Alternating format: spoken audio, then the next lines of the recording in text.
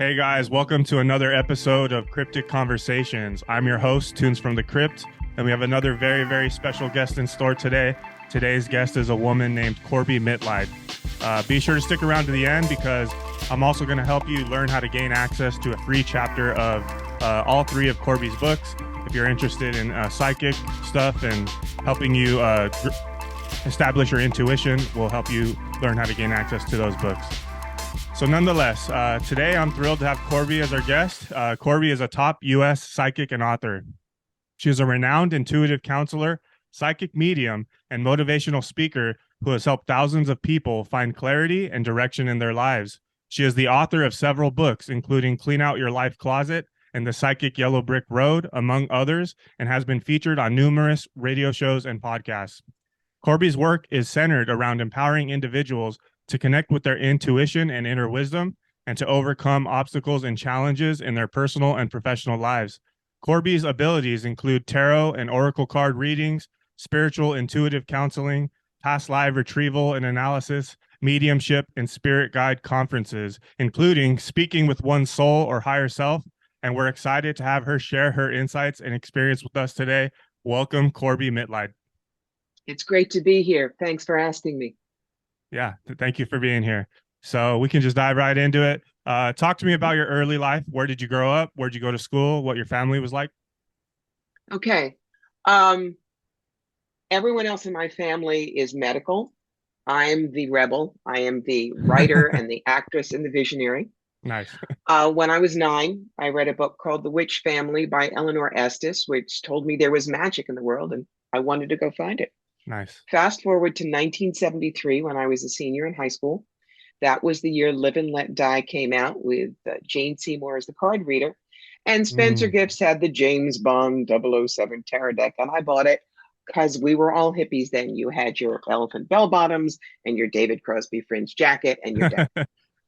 For 20 years, I read for friends, making sure that I could interpret the stories and the messages and staying clear with it. All of a sudden, in the early 90s, I could do hands-on healing and talk to dead people with no training. That's when the universe handed me my draft notice and said, hello, you're working for us. So I did it part-time. Mm-hmm. Meanwhile, a very checkered career: actress, author, inspirational speaker, video producer, legal assistant, writer for the graphic novel series ElfQuest, executive recruiter, but always the psychic work on the side until 9/11. As we watched the towers burn, I looked at my husband and I said, I need to do the psychic work full time. People Mm. need to know there are other answers out there. And he said, I believe in you, go do it. So for one more year, I worked corporate. After that, full-time psychic. And since then, it's been 6 days a week, 14 hours a day. I read about 1,000 people a year, and I get to get up in the morning. I don't have to get up in the morning. That's the real gift. I love that answer. I get to get up in the morning. I don't have to wait. I love that. I think in life we all need to find our purpose, and I feel like I'm slowly finding it. And I feel a difference, just waking up, excited to seize the day, So Yes. you mentioned in your early years that you found a book. What was it called? You said The Witch Family The by Witch. Eleanor Estes. It was a little children's book. Okay. But I didn't think, ooh, that's scary, or ha ha ha. Uh-huh. I kind of read it and thought, and your point is, I knew there Yeah. was magic in the world. Give Yeah. me mine. So in addition to that, were there any other kind of like strange occurrences you had as a child, where you started to realize that you had abilities? No, not at all, because my No. family does not Uh, believe in this stuff. To this day, some of my family thinks I'm a charlatan who steals people's money. mm, Somebody else tells them I'm a motivational speaker and won't mention anything else. oh wow. But that's okay.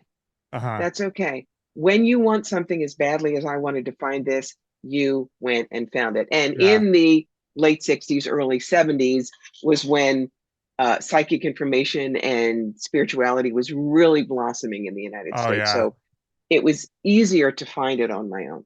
Yeah. What are your views on the time period then? You said it was really blossoming then, and then compared to now, I feel like it's another renaissance happening right now, another boom. I think one of the reasons that we found out about it 50 years ago is to prepare us for now. I mean, the Mm, world's falling apart. Um, I'm working on a project that I call Elder and Apprentice, because there's a big difference between boomers and elders when it Mm. comes to metaphysics. Boomers say, well, we had the great stuff and the great cars and the great music, and these kids who don't understand, blah, blah, blah. And I say, wait a minute. We didn't have to go through what these kids do. We never went to school and wondered, were we going to be killed? We never wondered, was the world going to be uninhabitable in our lifetime? We never worried, were we going to be able to even afford an apartment, or are we going to be homeless? These are all the things that this generation, Gen Z and Gen Alpha, have grown up with. They've never known safety. So we as elders have to speak to that. We have to let them take front stage. We give them what information they ask for, Mm-hmm. but we don't shove it in their faces. We Mm. honor them for doing what they need to do to keep themselves together. They don't have enough support like that. Mm-hmm. But if we are going to be elders, that's what we do. Yeah. We back them. We don't tell them what they ought to be doing. That too is spirituality and metaphysics. Man, I love that. Yeah. So can you tell your viewers your psychic name, its meaning, and how it came to be? Yes. My legal name, which I keep private, has no wiki woo value whatsoever. It's, like Elton John was Reginald Dwight. I chose Corbie Mitleid for two things. Number one, Corbie is Gaelic for raven. Ravens are Mm. my baby birds, ravens and crows. I've loved them for a long time. And Mitleid is the German word for compassion. It reminds me why I do the work I do. Nice. Okay. Are you German? Back there, yes, Uh-huh. but I'm second, third generation Oh, okay. American, so it's Yeah. way back there. Okay. Cool. So your book, The Psychic Yellow Brick Road, Mm-hmm. it offers practical advice for those navigating the world of professional psychics. Can you tell us about some of the key concepts people should use when seeing one? Absolutely. First of all, there are 6,942 books out there to show you how to do what I do. That is not this. If you go to a museum and you love sculpture, you enjoy it, you'll read some books about it, but it doesn't make you want to come home with a block of granite and a chisel to dig out the camel. Sometimes that's the same thing with psychic work. You want to go to a good intuitive, you want to use the Mm, information, but you don't want to learn how to channel. And that's a completely acceptable idea. yeah. So, what I take you through, especially in the first chapters, Psychics 101 explains how to find a good psychic, what we can do, what we can't. Psychics 102, the next chapter, tells you how to go through a session and make sure you get the information you need. Both Mm, of those chapters have mnemonics. Now, what's a mnemonic? Remember PTA, Parent Teacher Association, same thing. The mnemonic in the first chapter is the word psychic. You look at the uh, professionalism of the psychic. uh-huh. You share references, you get references on them. You don't just Okay. pick one. Uh, PSY stands for you are in charge of your own life, which you are. Remember, even the best of us, we're only 85% accurate. So you take our information mm, and you decide what's useful and what's not. C stands for charges, how much we charge, mm, why it's reasonable, how not to pay for a bad reading. PSYCH, here, I can fix anything for a price. And those are the stories that people love to hear about uh-huh. things to watch out for. I stands for inappropriate actions, the serious red alert things you should run when you see this. And C is for connections, how to Mm, make them with us and how to make them for us by telling other people that we were good. That's mm, important. The mnemonic I use for Psychics 102, which is how to prep for a great psychic experience, mm-hmm. the word is answer. The Okay. first A stands for accept responsibility for your part in the reading. Mm, The next one is no pop quizzes, no comparisons. State your intentions clearly, widen your horizons, evaluate the information, and then respond to the universe. Because when you come in for a reading, you can't come in saying, if I don't find out this information, it's bad. And I also Yeah. recommend don't come in there and just say, well, tell me whatever you see. Because Mm. I don't care how fast I am, and I've been doing this for half a century.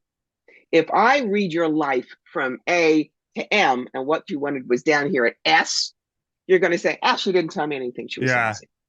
So say, I need to learn about my business. I'd like to learn about my children. I need to speak to dead Aunt Rose, or I'd like to speak to my spirit guide, Binky, Mm. whatever it is. Yeah. And then the psychic knows what to concentrate on. Got it. Okay.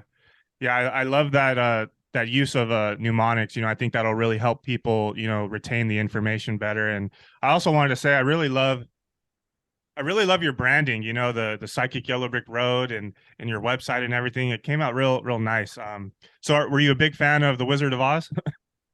No, but No? I mean, it was there. Yeah. But the thing is, I explained that words are my drug of choice. Uh-huh. I'm a wordsmith. I love Yeah. playing with them. And titles are what are going to grab you. Mm-hmm. So my editor, Bernie Jean, bless her, she and I would toss around things for about 20 Ah. minutes. And the reason we like the Psychic Yellow Brick Road is actually the subtitle, which is How to Find the Real Wizards and Avoid the Flying Monkeys. Yeah. People see that and they laugh. Yeah. It's the same thing with my third book, You've Got the Magic, Who Needs a Genie?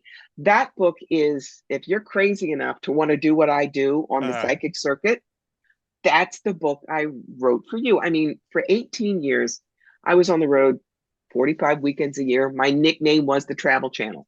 I loved it. But the universe kept saying, we'd like you off the road. No, I'm having too much fun. We would uh, like you off the road. No, look, I'm a Hilton Diamond. This is cool. Finally, the universe went. And in 2019, in the summer, pinched nerve and a herniated disc. And trust me, the agony from that makes having triplets look like a tea party. So the doctors got me mostly back on my feet within a couple of months, but they said, sorry, but your career is over. You mm, can't do the 10 hours in the car anymore. You cannot do the heavy load in and load out of gear. So from about November through January or February, I scrambled to get my business completely online. But what happened in March of that year? The beginning of the mm. years of Murder Hornet Bingo and Hold My Beer. It was COVID.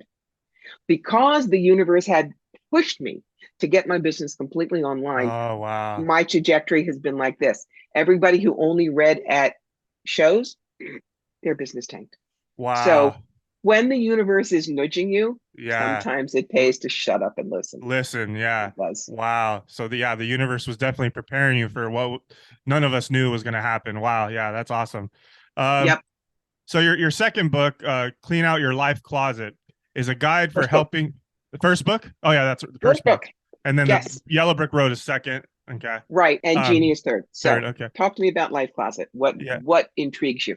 Yeah, so it's a guide from what I saw online for helping people get unstuck and to help them rewrite their Mhm. narratives, creating a better version of themselves. Can you talk more Yes. about this book and your views on it? Oh, absolutely. Um, I write from my life experience. I just do. And this was a self-help book, but I wrote it to be different from everything else that's out there. I mean, I will give $50 cold cash to anybody who can honestly say, I have never bought a self-help book in my life, because we all do. Mm-hmm. I remember my first one when I was 13 in 1968, and I remember the first paragraph. Judy has a groovy wardrobe. Remember, this is the 60s. Yeah, yeah. Her hair is fab and her makeup is far out. But nobody likes Judy because Judy's fat. In that first paragraph, you are telling hundreds of thousands of teenage girls you are worthless unless you look exactly the way we tell you. And that's what self-help books do.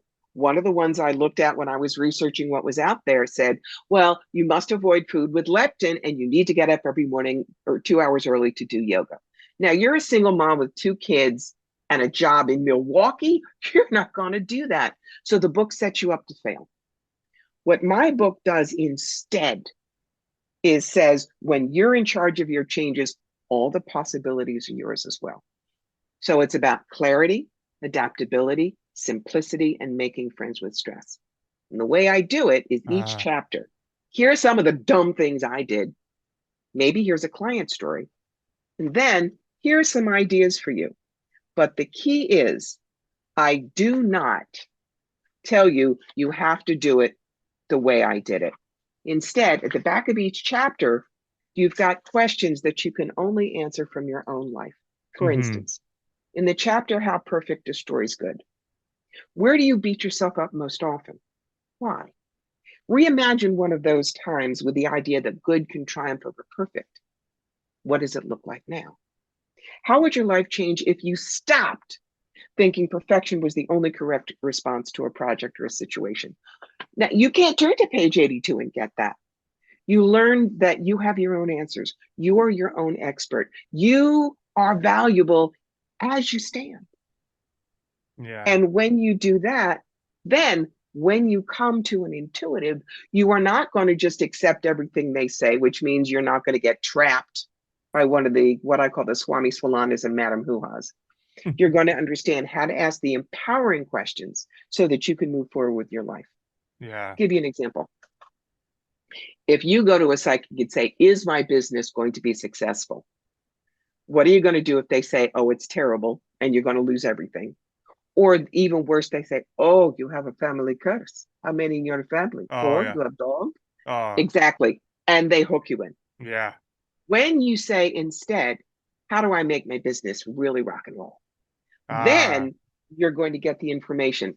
For instance, when someone comes to me about career, and I do a lot of career work, when they ask me that first question, I say, wrong question. And yeah. I show them this. And then a card for them, the card around the energy of the business, the brick and mortar location, how to market it, clients, competition, staff, finances, what they need to know, and best possible outcome. Giving them all this information that Yeah. they can take and make it work. Yeah. I am not the repairman, guys, but I will hand you the toolbox.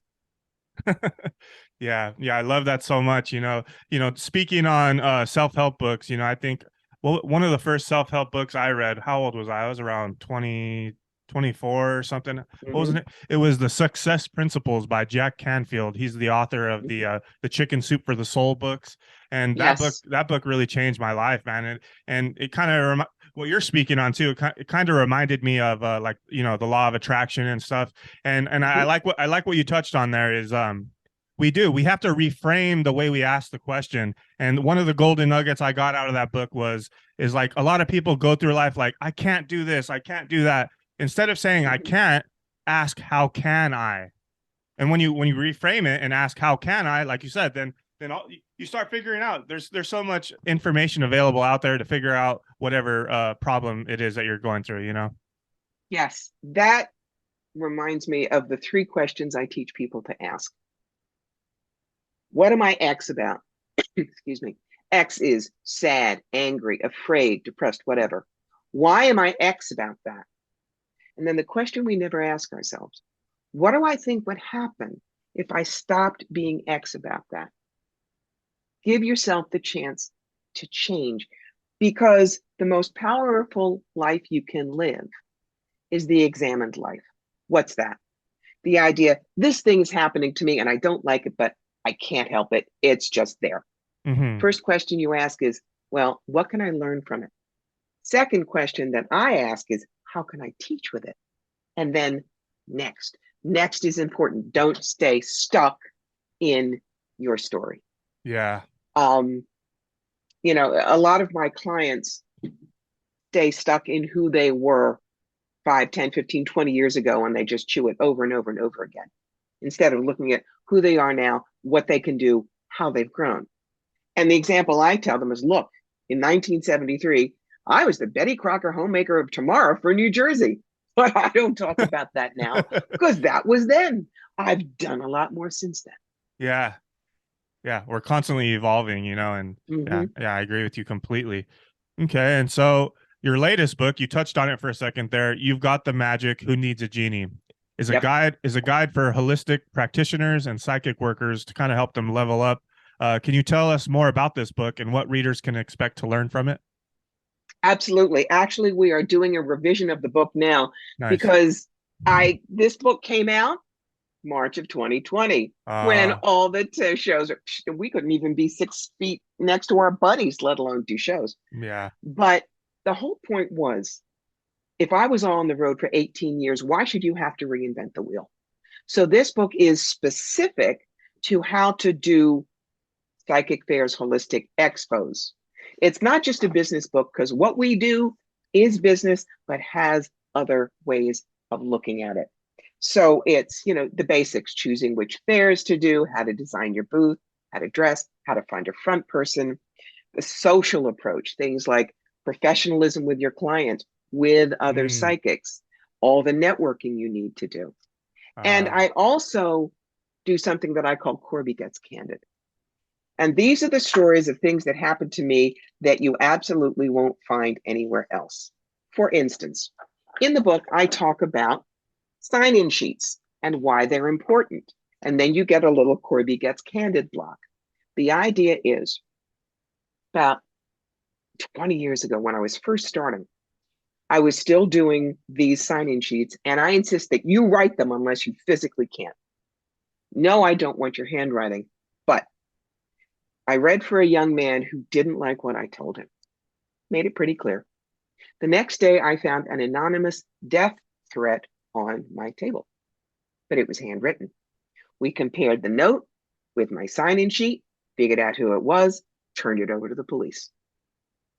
No, we are not love and light and unicorn glitter guys, not even in this business. You know now that psychic stuff is terrifying to the really fundamental evangelicals. I have done shows where I've had rotten fruit thrown at me as I walk through the door. It's where it man. is. So Wow. you have to protect yourself.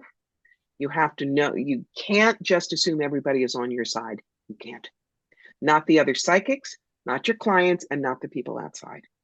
So this is how to maintain your integrity, your professionalism, and how to handle what I call the problem children.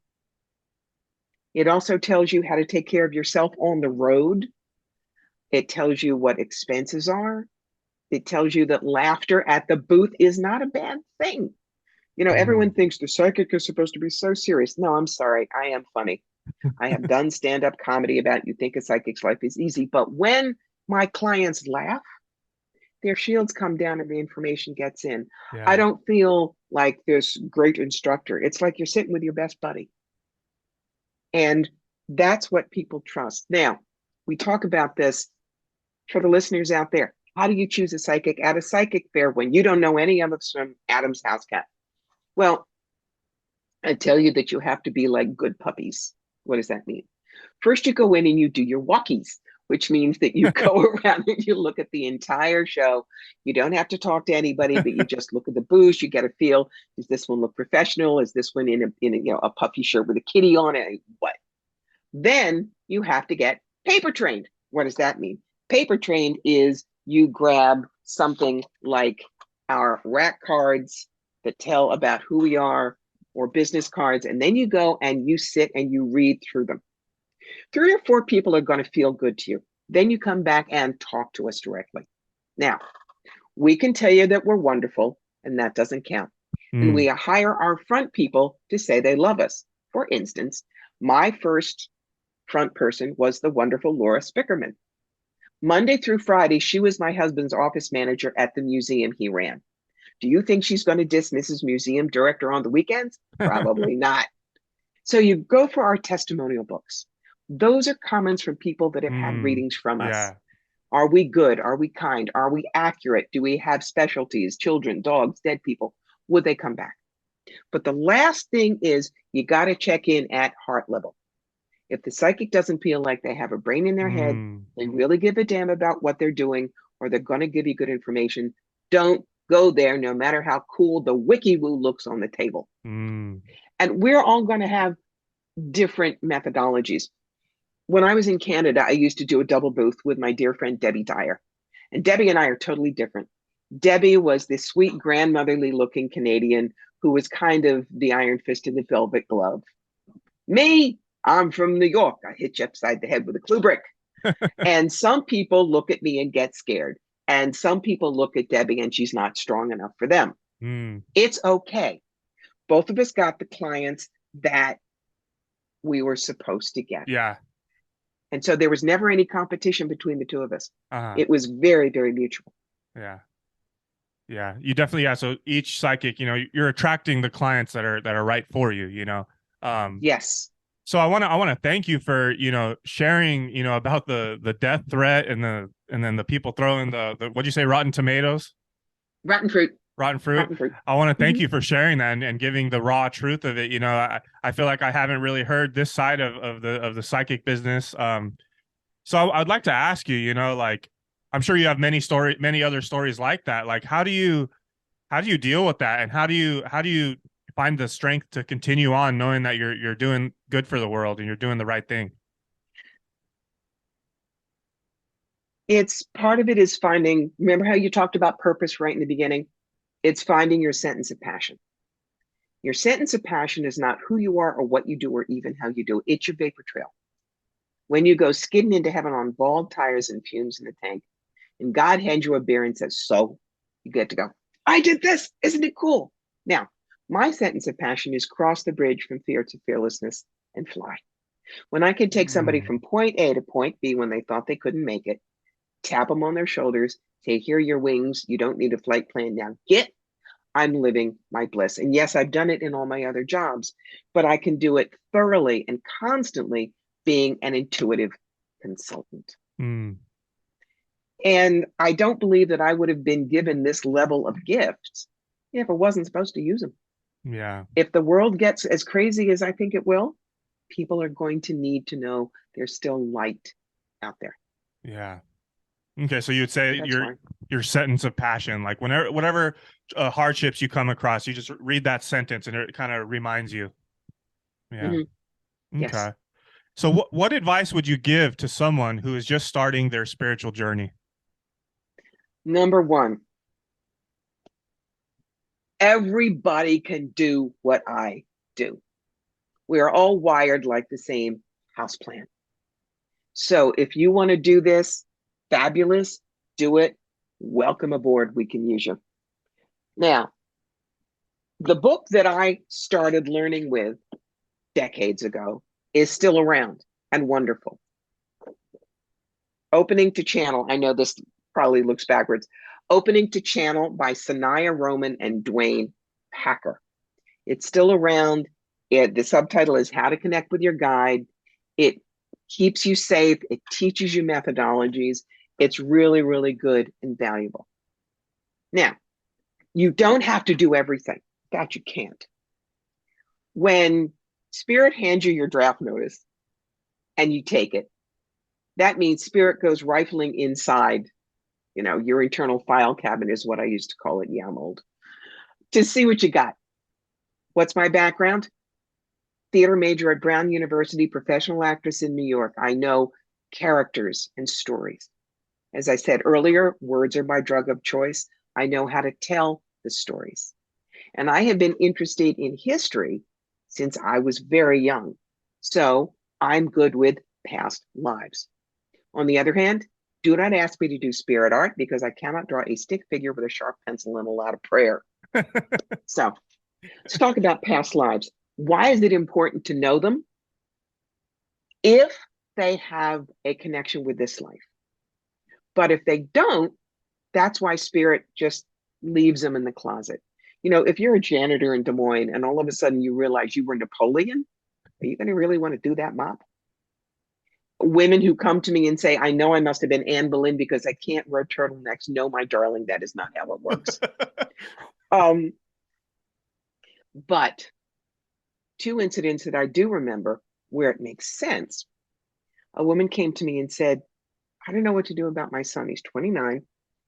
He won't make any decisions without me. He won't live more than a mile from me. What's going on?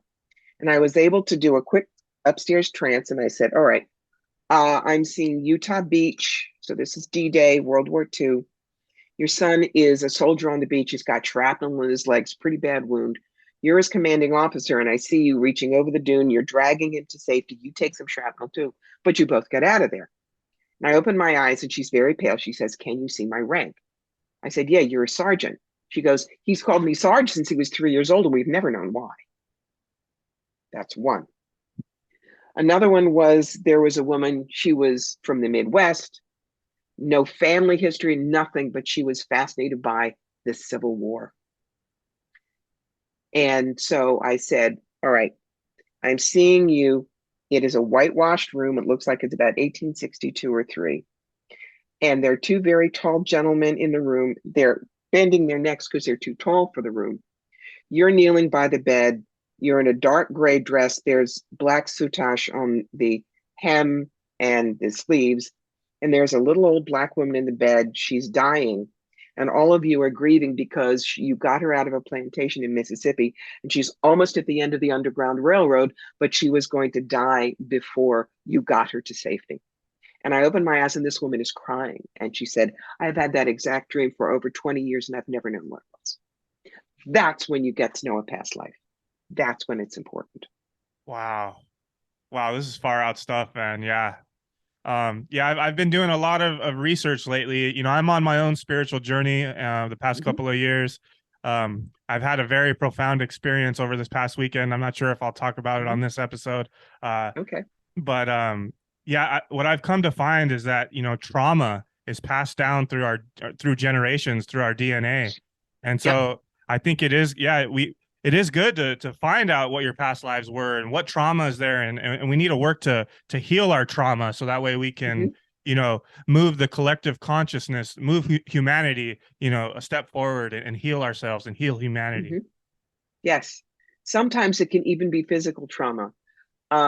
Someone I worked with back in the 90s, I believe, she had asthma, wasn't in the family, but she did a past life regression, which is where she went up, and she saw herself dying in a smoke filled subway car in the 1930s. She was able to, and it was Berlin. She was able to find an old German newspaper that talked about a severe accident in Berlin in the underground. And so she was able to pinpoint the day she died in that past life. That's rare for you to find that kind of information. But when you do, boy, does that make you realize we come down here more than once, which we have to. We're not smart enough to get it all done in one. Yeah. Wow. Yeah, I'm fascinated by these stories. Yeah, where the people, they can, pinpoint the name of their past life when they were born, their family, and it's like, so Mm-hmm. this is mind-blowing stuff. Um, so what do you think is the biggest misconception about psychics or the metaphysical world? Number one, we don't go reading your head as we walk down the street. All right, we have manners. And when people walk up to me and say, well, what can you tell me? I say, I'm sorry, but I'm not open right now. The deal I have with my spirit guides is it's like an open and a closed sign. If you sit down with me and you pay me my show fee, or we barter, you bring me a chicken, or I deliberately give you a gift, then everything is open because there's been that tacit permission from you. Okay. One of my hot buttons are what I call drive-by psychic shootings. You watch the Long Island Medium and you see somebody feeling up a cantaloupe at Wegmans, the supermarket. She walks up to him and says, your Aunt Doris, she says you have a bald tire in the back. You're going to die in a car accident in a week if you don't get it fixed. She's telling you, and she walks away. No, no, no, no, no. That's not how it goes. Number one, her publicity people go and they scout all the Wegmans on Long Island and pick one. Then they interview a lot of people to see if they want to be on the show and make them sign model releases. Then it gets rehearsed 6 times. But people who watch that and think that's real and they're just starting on the psychic road, Mm, they think that they have a right to go up to somebody and start spewing information. That's wrong. You are invading somebody's space. yeah, And if they say, I don't want to hear it, and you say, but you have to, I tell those people, you tell the manager being harassed. yeah. There is a very, very famous spiritualist community called Lilydale in New York. And those people, even if they got a message, they would come up to you in the store and say, excuse me, my name is Reverend Shirley, and I am from Lilydale. I believe I have a message for you. May I come to you? And if the answer is no, they would walk away. It's not about their egos. Yeah. And, I laugh because it's the same thing with healers, especially at psychic fairs. And the example I use is little dancing raccoon. That's not a real person. It's just a name. And look, when I do fairs, I was busy open to close, and you're at there, and my neck hurts at the end of the day. And little dancing raccoon types would say, "I do Reiki," and they come at you with their hands like this. No, thank you. No, really, I can. I prefer you didn't. Just let me get out of my face. You're not very love and light, are you? Well, you didn't listen. Don't be afraid to be that firm with people who keep coming at you. Yeah. At the same time, if you're going to start to do this work, always ask permission. Because, there's an old saying, 1 O is worth 10 attaboys. And what that means is one complaint about a psychic tars all of us, and all the good that we've done, people ignore. But when you do it right, all boats rise. All of us get a little bit better in terms of our reputations, because people are scared of what they don't understand. Yep. You got to remember that. Yeah. Okay. So your work also includes helping people through grief and loss. I think we kind of touched on it a second there. Can you talk about the importance of processing grief and how you support your clients through this process? You're allowed to grieve, but you have to remember that, we have more than one life. But what has more than one life is our soul. This recipe, Tunes, Corbie, one and done. Of course, you're going to miss the person that is gone. And yes, I can connect you with them, but please don't keep coming back to them. They're trying to move on. It's like being expected to always be in high school when you've moved on. And people say, but this is where I knew you from. It's why I'm dealing with my 50th high school reunion this year. It's going to be a little weird because none of us are who we were. Yeah. June 11th, 1973, when we graduated. And people who think that's who you still have to be are going to miss the boat. They're not going to find out who you were. I always make sure that I'm not vague with my clients. I mean, there's some people to go, I see a woman in a flower dress handing you a rose at your grandmother. Where's the proof of that?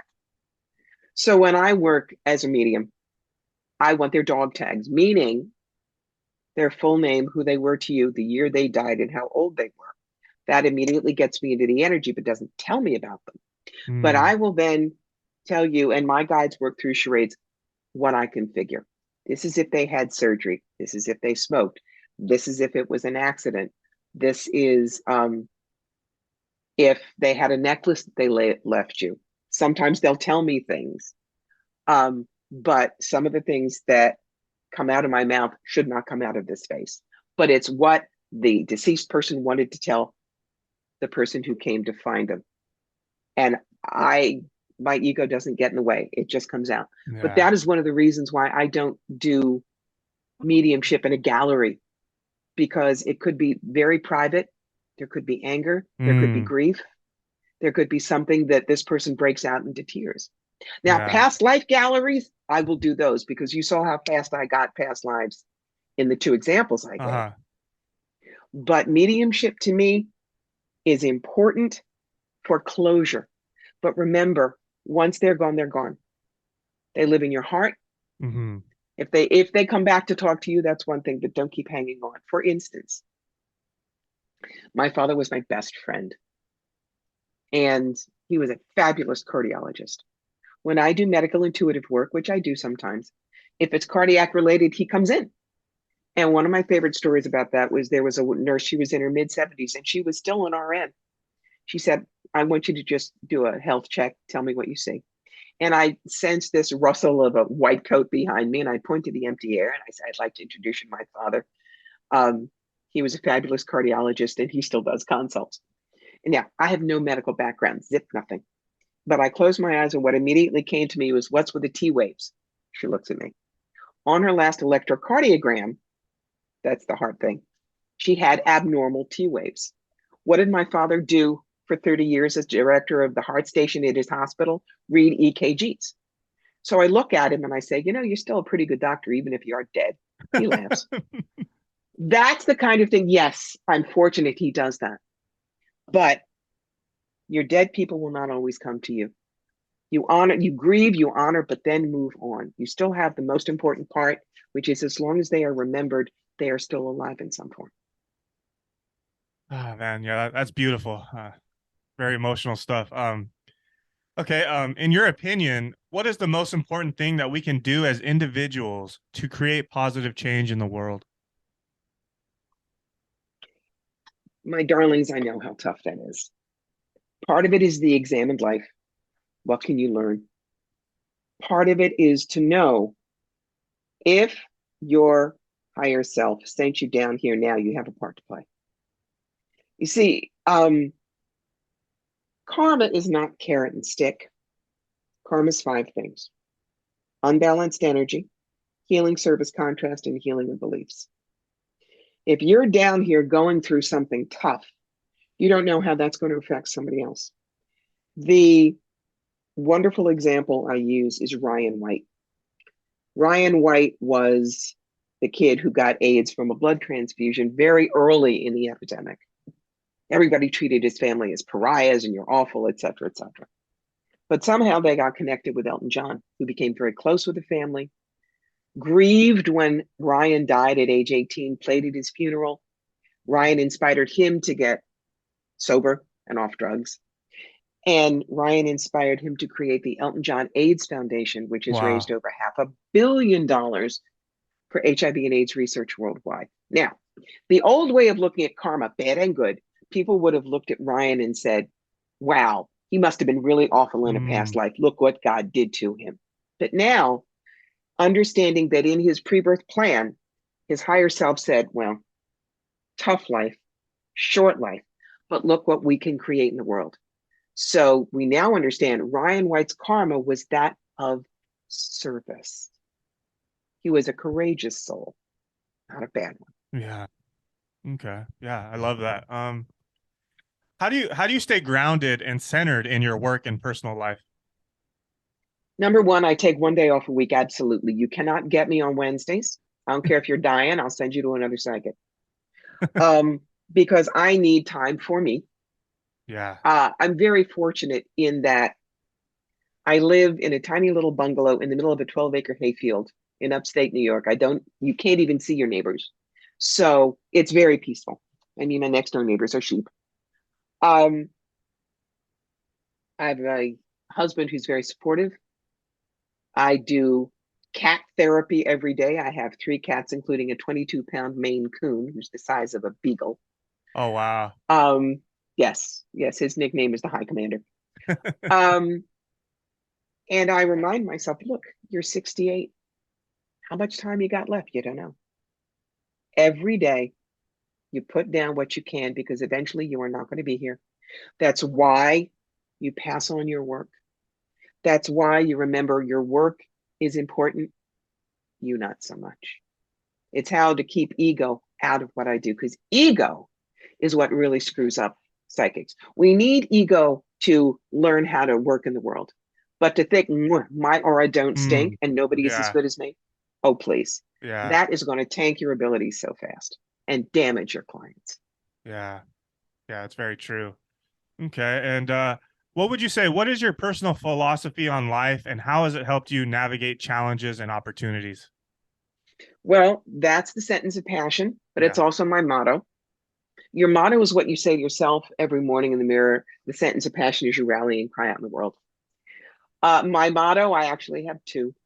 One of them, of course, is live the examined life, as we've talked about. But the other one I have is a direct quote from Robert Heinlein's book, Time Enough for Love. In life, moderation is for monks. Take big bites. Wow. Okay. I think I should, use that advice for sure. I feel like I'm kind of like halfway in, halfway out with my DJ stuff and with the podcast and I have a day job. I really feel like Mhm. maybe I should be going 100% on my passion. Find what you love. Now, Yeah. one thing I will say, because you say day job and the other stuff, remember how I started part time and then grafted it on to full time. Same Yeah. thing. It's like people say, I want to write a book. Should I quit my day job? Darlings, I've written three, and no, they don't pay the bills. So, write, but realize the day job is a good thing. Hang on to Mhm. it until you're sure you're going to make enough money to live. Yeah. Okay. Um, what has been one of your favorite? I know we touched on a few of them. What has been your Mhm. favorite or craziest story of someone you've helped throughout your career? Um, it's funny. There are so many of them. The soul plan readings I do, Uh-huh. that's based on the work I did with Robert Schwartz, where people come to me with a life challenge. Um, why was I born poor? Why do I have trouble with my child? Why can't I get pregnant? Why do I choose the wrong relationships? Whatever. These are very, very deep. These take me about 12 hours of deep trance meditation after you've done your homework. Oh, wow. And there have been people who have said, you have just released me from 36 years of pain from what you've told me. Wow. That work is enormous. But you see, I have 24 different readings from Burning Question, which is it's a 5 minute and it's like $25. But with a soul plan reading, it is expensive. And I tell people it is a luxury. You don't absolutely need it. But because it's 12 hours of work, I have to charge enough so that Hmm. the work is worth it. Because frankly, I'm a crispy critter the next day. It's why I do soul plan readings on Tuesdays. And remember, Wednesday is my day off. Yeah. Um, those are important um, to connect people with their loved ones is important. And I keep reminding myself, I am just the tool. I'm the tube it comes from. It ain't me. Yeah. And that's what keeps me grounded and able to continue to do the work. I love it. Okay. And so you've been a professional intuitive counselor, I would say, for over 30 years, right? Hmm. Yeah. So Professional for 30. how has the industry changed during that time, and where do you see it going in the future? Well, a lot more people are doing the work. Social media and the web makes it possible. I mean, before the internet, I could read only those people I could reach. Oh Maybe I yeah. would do it on the phone. But Oh wow, now, yeah. because of the books I'm into, the books I've written, I have clients literally all over the world. I've got clients in India that I have to adjust my time for. They're 10 and a half hours ahead of me. But the most important thing is we are not seen quite as weird as we used to be. Mm. People are allowed to specialize. Everybody always thought psychics were like the Madame Hoo-Ha's and the Swami Swalanders, and they had the palm outside the window. No, it's not where it was. Um, so there's more opportunity for people. It's more accessible for people. But at the same time, the way people read with the ideas in the 1960s and 70s, the world has changed. We need to change. For instance, the way you read tarot cards, you have to incorporate new information. A card that talks about old line communication, you have to also include, is that social media? Is that something on the web? You have to bring the new world into the traditional methods. Yeah, yeah, definitely.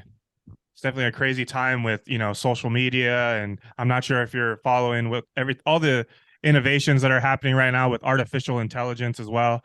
It's a Mhm. crazy time to be alive, and it's it's It just is, gonna but I seriously doubt that AI is going to replace psychics because while they can learn, they cannot do the etheric reach yeah. that a mind can do to a mind. So I don't think it's going to challenge me. Oh yeah, definitely. I think the psychics are safe, but definitely Pretty much. a lot of the factory workers and fast food. There's a lot Mhm. of it's going to disrupt the workforce for sure, like in a lot of the fields.